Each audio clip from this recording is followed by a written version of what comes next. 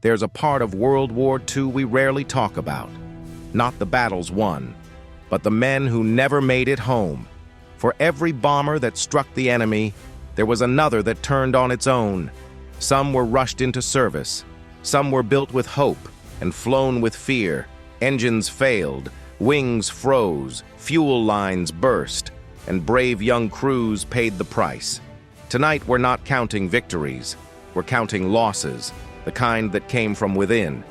From the light, doomed ferry battle to the mighty Avro Lancaster, we'll uncover the machines that claimed more Allied lives than any enemy ever did. These are the deadliest British bombers of World War II, the ones that took their crews with them into history. Number 10. Ferry Battle. When World War II broke out in 1939, the Royal Air Force went to war with what it had, and the ferry battle was first in line. A light bomber that entered service in 1937, it flew with number. One group and the Advanced Air Striking Force based in France. Each aircraft carried a crew of 3, powered by a single Rolls-Royce Merlin engine. It could haul roughly 1,000 pounds of bombs, but its thin armor and slow top speed of barely 250 miles per hour left it helpless against the fast, well-armed German fighters it faced. In the skies over France and Belgium, Messerschmitt Bf-10-9s shredded its formations, while flak guns finished what the fighters started. Crews flew low, straight, and brave, and they died that way too. In the disastrous missions of May and June 1940, the battle was virtually wiped from the skies. A total of 280 airmen were killed flying this type, around 9% of all bomber command deaths during the first 15 months of the war. Its death-per-sortie ratio reached a staggering 0.98, almost one man lost for every mission flown. Historians still debate the exact numbers, since the AASF's operations in France weren't fully counted in Bomber Command's ledgers, but one truth remains. The ferry battle was never built for a modern war, and its crews paid the price. Number 9. Avro Manchester. Before the Avro Lancaster became a legend, there was the Manchester, the troubled bomber that paved its way. Designed as Britain's first twin-engine heavy, it entered service in 1940 with high hopes and a bold idea: fewer engines, less drag, greater range. But that dream rested on one fatal flaw: the Rolls-Royce Vulture. On paper, the Vulture promised 1,760 horsepower per side, a remarkable figure for its day. In reality, it overheated, leaked oil, and failed without warning. Mechanics dreaded it. Crews trusted it only because they had no choice. The Manchester was heavy, sluggish, and dangerous to fly even before the enemy showed up. Built in small numbers and retired by 1942, it killed many of its own men without ever seeing German fighters. Of the airmen who flew her, 375 were lost, most in crashes or engine-related failures. Statistically, nearly 44% of crews involved in incidents did not survive. Its death-per-sortie ratio stood at 0.32, roughly one man killed for every 3 missions flown. Notoriously unreliable, historians later called it. And yet, from its flawed airframe and failed power plant came something remarkable. Avro's engineers reworked the design, added 2 more Merlins, and gave the RAF the aircraft it truly needed, the Avro Lancaster. The Manchester was a disaster, but it was a necessary one. Number 8. De Havilland Mosquito. It didn't look like a weapon of war. Made of balsa and birch plywood, the de Havilland Mosquito was fast, graceful, and astonishingly light. Less a bomber than a racer built for war. With a crew of just 2 and no defensive guns at all, it relied on what no other combat aircraft could fully match: pure speed. In level flight, it could reach nearly 400 miles per hour, faster than most fighters of its day. Nicknamed the Wooden Wonder, the Mosquito became one of the most versatile aircraft of World War II. It bombed with surgical precision, scouted enemy territory, guided other bombers as a pathfinder, and by 1944 was striking Berlin itself, alone, unescorted, and often at night. Its agility and altitude let it slip through radar nets and fighter screens where heavier machines would never have survived. Yet even this miracle of design wasn't invincible. 626 airmen were killed flying the Mosquito, a tragic number. Though its potential casualty rate of only 23.3% made it the safest British bomber of the war. Every flight still carried danger. Every mission still took nerves of steel. As one historian put it, even the safest aircraft had its price. The Mosquito proved that brilliance could save lives, but never all of them. Number 7. Bristol Blenheim. In the mid-1930s, the Bristol Blenheim was the pride of British aviation, a fast, all-metal light bomber that seemed years ahead of its time. With a sleek nose, retractable landing gear, and room for a crew of 3, it looked modern beside the biplanes it was meant to replace. But by 1939, the world had changed faster than the airplane. What once felt cutting edge was suddenly a relic. When war began, the Blenheim could barely top 260 miles per hour, slower than every German fighter it faced.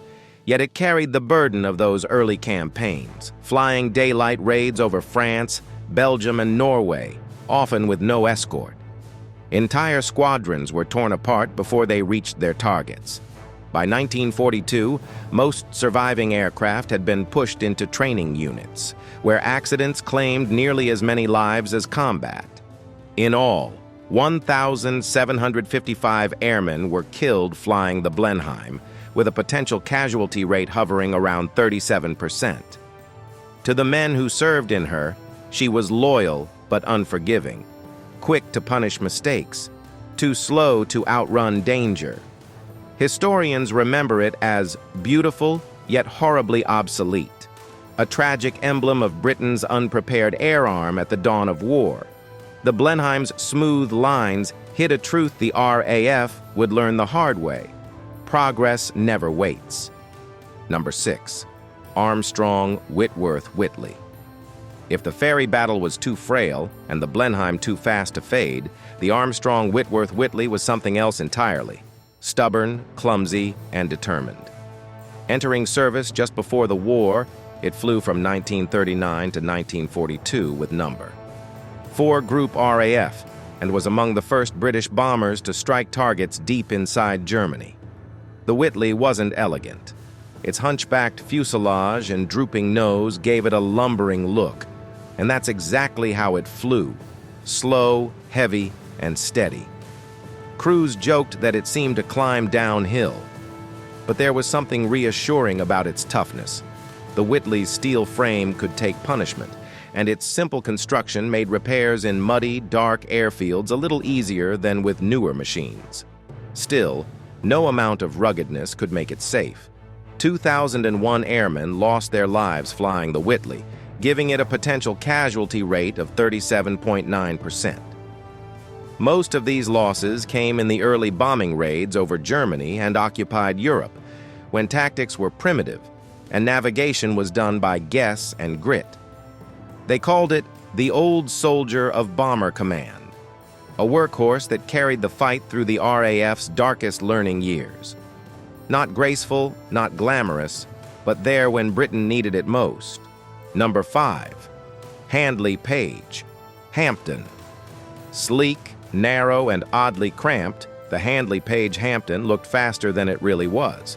This 4-man medium bomber entered service in 1939 and served until 1941, flying at first in the same daylight missions that had doomed the Blenheim.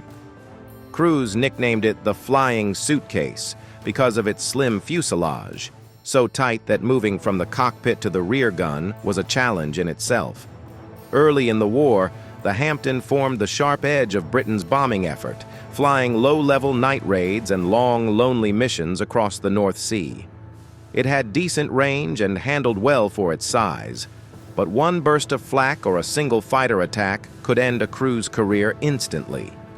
By 1942, most surviving aircraft had been reassigned to mine-laying and training duties, roles that were safer on paper, but still claimed many lives. In total, 2,052 airmen were lost in Hamptons, giving it a staggering potential casualty rate of 45.8%. Few aircraft of its era demanded so much nerve for so little forgiveness. Slim, fast, but unforgiving, that was the Hamptons' legacy. A brief bridge between the fragile light bombers of the 1930s and the heavy four-engine giants that would soon rule the night skies over Europe. Number 4. Short Stirling. The Short Stirling holds a bittersweet title in aviation history. It was Britain's first true four-engine heavy bomber, and one of its most unforgiving. Conceived from a 1936 Air Ministry specification, the design was crippled before it ever flew by a bureaucratic rule. The aircraft's wingspan had to fit inside existing hangars, which meant it couldn't climb above 17,000 feet. That single decision doomed the Stirling to live, and often die, beneath the reach of German flak and night fighters. Powered by 4 Bristol Hercules engines, the Stirling could haul up to 14,000 pounds of bombs, more than any British aircraft before it. On paper, it looked formidable. In practice, it was too low, too slow, and too often hit. Crews joked that if you wanted to survive, you had to make peace with the searchlights first. From 1941 onward, Stirling squadrons fought valiantly in the toughest years of the air war. By the time production ended, 4,182 airmen had been killed flying it, a potential casualty rate of 47.7%, the third highest of any RAF bomber, often forgotten but deadly to its crews. That's how historians remember the Stirling today, an unsung pioneer that carried the weight of a nation's hopes and paid for the Lancaster's success with the blood of its own. Number 3. Vickers Wellington. Few aircraft carried more of the war's burden than the Vickers Wellington. Introduced just before the conflict and serving from 1939 to 1943, it became the backbone of Bomber Command in those desperate early years. Its secret lay beneath the skin, a lattice of interlocking metal strips called a geodetic frame, designed by engineer Barnes Wallis. The structure was light, flexible, and astonishingly tough. A Wellington could come home riddled with holes and still hold together long enough to land. Powered by Bristol Pegasus or Rolls-Royce Merlin engines, the Wimpy, as crews affectionately called it, flew more than 38,795 sorties from Britain alone. It fought in every early campaign, from the first raids on Germany to the long, cold nights over the North Sea. But endurance came at a price. A total of 10,020 airmen were lost, flying the Wellington, a staggering number that speaks to the scale of the RAF's early sacrifices. Statistically, its potential casualty rate stood at 35.8%, and its death per sortie ratio at 0.26, about 1 man lost for every 4 missions flown. They called it the true workhorse, and rightly so. The Wellington wasn't the fastest or the prettiest, but it carried Britain through its darkest hours, sturdy, loyal, and soaked in courage. Number 2. Handley Page Halifax. If the Lancaster was the glamorous star of Britain's heavy bomber fleet, the Handley Page Halifax was its steadfast partner, the workhorse that did everything and went everywhere. Entering service in 1941, it fought until the very end of the war, flying with both the RAF and Canada's number 6 group. Crews loved it for its solid feel and dependable manners. Mechanics loved it because it could take punishment and still come back for more. The Halifax was a fully metal 4-engine machine powered by either Rolls-Royce Merlins or Bristol Hercules radials. It was as versatile as it was rugged, bombing by night, mining enemy harbors, towing gliders into Normandy, and hauling special ops teams deep behind enemy lines. But those missions came at a terrible price. 11,238 airmen were killed flying the Halifax, nearly half of those involved in accidents or combat incidents, a potential casualty rate of 48.2%. Statistically, 1 man died for every 7 sorties flown. More than capable, but paid in blood, one historian wrote, and it's true. The Halifax was a soldier's airplane, not a showpiece. It never sought glory, but it earned respect the hard way, by flying through flak, ice, and fire, night after night, until victory finally came. Number 1. Avro Lancaster. No other bomber defines Britain's air war quite like the Avro Lancaster. It was the centerpiece of the RAF's offensive from 1942 to 1945, the machine that carried the fight to Germany's heart. With its 4 Rolls-Royce Merlin engines, 7-man crew, and cavernous bomb bay, the Lancaster became the war's mightiest heavy bomber. It could fly faster, climb higher, and carry more than any Allied aircraft, up to 22,000 pounds of bombs, including the massive Grand Slam. It was the weapon of choice for daring missions like Operation Chastise, the legendary Dambusters raid that lit the night skies over the Ruhr. But the glory came at a terrible cost.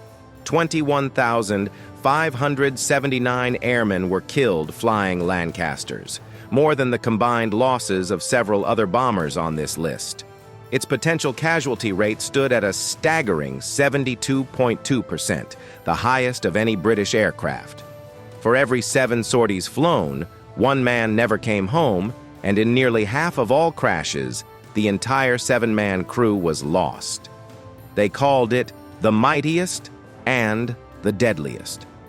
To the public, the Lancaster symbolized victory. To its crews, it symbolized sacrifice. It was the king of the night, majestic, powerful, and merciless to those who dared to ride her into the dark. From the fragile ferry battle to the mighty Lancaster, these bombers carried Britain's war and Britain's losses. Each engine that roared to life sent young men into the unknown, armed with courage and little else. Some aircraft were flawed, others brilliant, but all demanded the same price: the lives of those who believed in them. More than 57,000 airmen of Bomber Command never came home. Their stories aren't written in medals or victory tallies, but in silence, the empty seats that never filled again. So tonight, when we remember the machines that changed the war, let's also remember the men who never saw its end. Which of these aircraft do you think tested its crews the hardest? Like and share if you believe their courage still echoes across the night sky.